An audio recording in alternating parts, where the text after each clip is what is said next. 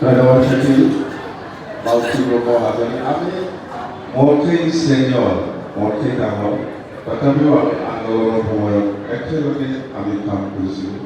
বহুত ভাল বক্তব্য ৰাখিলে ডক্টৰ সংগ্ৰাম বসুমতাৰী ডাঙৰীয়া, মাউসী ব্ৰহ্ম হাজনি। আমি একেলগে কাম কৰিম, একো নহয় ৰাইজৰ কাৰণে আমি একেলগে কাম কৰি যাম। এতিয়া আমাৰ কাপা বৰীয়াই ডাঙৰীয়াই আপোনালোকৰ ওচৰত বক্তব্য দাঙি ধৰিব, এইটো আগৰে মানুহ আৰু বেছিদিন হোৱা নাই। যেন ৰাজনীতিত হয় আমি ধৈৰ্য থাকিব পাৰিব লাগিব, কথা সেইটো। তো কাপা ডাঙৰীয়া ক'ব কাৰণে কৰিবলৈ কৈছোঁ।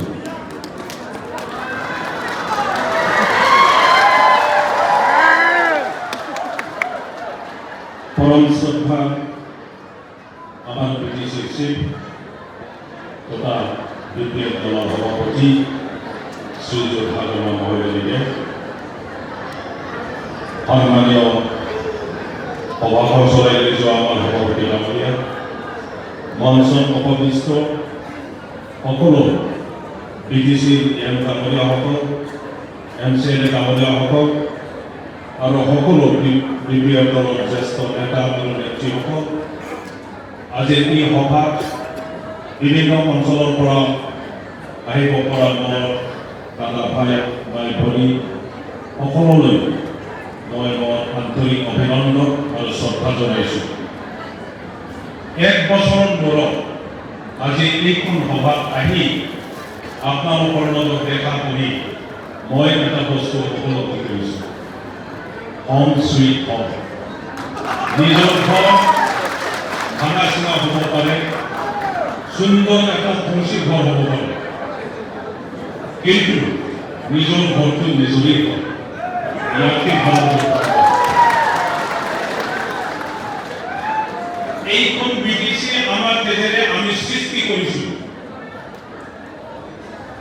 এই বিপিএফ দল আমাৰ হাতেদি, আমাৰ মনেদি বিটিচি গঠনৰ এটা পৰিকল্পনা লৈ পেলাই আমিও গঠন কৰিছোঁ। বিটিচি গঠনৰ যি উদ্দেশ্য, বিপিএফ দলৰ যি নীতি আৰু আদৰ্শ, ইয়াৰ পৰা অলপ সময় দূৰত থাকি আপুনি গ'ল অন্য দল হৈ কাম কৰাৰ পিছত আকৌ মই উপলব্ধি কৰিব পাৰিছোঁ যে বিটিচি গঠনৰ উদ্দেশ্য মনত নাৰাখি বেলেগৰ গৈ কাম কৰা মানে আপনাৰ ভৰিৰ কাটা উল্টা প্ৰস্তাব, অ্যান্টি-ক্লক, অ্যান্টি-টেসিস, এইখন বিটিচি কেনেকৈ আমি উন্নত কৰিম, এই পৰিকল্পনা উল্টা মই কাম কৰিছোঁ। আৰু ইয়াৰ কাৰণে আজি মই আমাৰ শ্ৰদ্ধা যাক আগত কৈ পেলাই আমি বিটিচি সৃষ্টি কৰিছোঁ, যাক নেতা বনাই পেলাই আমি বিপিএফ দল গঠন কৰিছোঁ, তেখেত হাজনা মহোদয় এতিয়া মোৰ লগত থাকি পেলাই আহিব লগা তেওঁক আকৌ আপোনালোকৰ মাজত থাকি কাম কৰাৰ উদ্দেশ্য লৈ পেলাই মই আকৌ ঘূৰি আহিছোঁ। বিপিএফ দলে শ্ৰেষ্ঠ আঞ্চলিক দল। এই বিপিএফ দলৰ দ্বাৰাই বিটিচিৰ শান্তি প্ৰতিষ্ঠা কৰিব পাৰিব বা কৰিব পাৰিছে। বিপিএফ দলে শ্ৰেষ্ঠ আঞ্চলিক ৰাজনীতিক দল, যাৰ দ্বাৰা বিটিচি অঞ্চলত বসবাস কৰা বিভিন্ন জাতি গোষ্ঠীৰ ধৰ্মাৱলম্বী সামাজিকভাৱে ৰাজনৈতিকভাৱে একত্ৰিত কৰিব পাৰিছে বা কৰিব পাৰিব। বিপিএফ দলে শ্ৰেষ্ঠ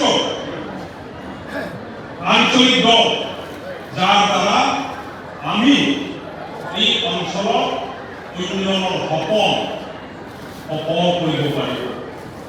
আৰু সেইটো উদ্দেশ্যলৈ আকৌ নতুন উদ্যম লৈ আপোনালোকৰ মাজত থাকি আমি সকলোৱে আজি বিভিন্ন দলৰ পৰা কোনোবা কংগ্ৰেছ পৰা আমি গোটেইবিলাকৰ পৰা আহি পেলাই আগমা মহিলাৰী দেৱক সহায় কৰিবৰ কাৰণে আমি আগুৱাই আহিছোঁ আৰু সেই উদ্দেশ্য সেই পৰিকল্পনা আপোনালোক সকলোকে লৈ পেলাই আমি সফল কৰিম। সকলোলৈ মই শ্ৰদ্ধা আকৌ জ্ঞাপন কৰিছোঁ। ধন্যবাদ।